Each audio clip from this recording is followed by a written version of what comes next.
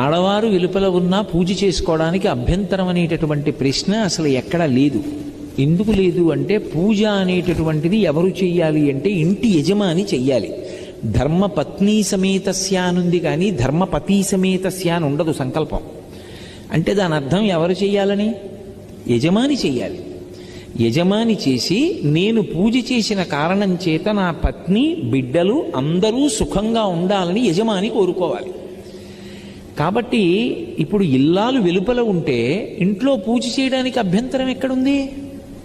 అభ్యంతరం ఏం లేదు. ఆవిడ వెలుపల ఉంటే ఆవిడ కాదు కదా పూజ చేసేది, మీరు చేసుకోవచ్చు, ఏమీ దోషం రాదు. ఇక ఆమె వెలుపల ఉంటే దీపం పెట్టడానికి అభ్యంతరం ఏముంది? పూజలో అంతర్భాగం దీపం పెట్టడం, పూజ చెయ్యొచ్చు అని నేను చెప్తుంటే దీపం పెట్టడానికి అభ్యంతరం ఏముంది? అభ్యంతరం లేదు. నేను ఇవన్నీ దేన్ని ఆధారం చేసి చెప్తున్నానంటే ఆవిడ వెలుపల ఉన్నారు అంటే ఆవిడ వేరే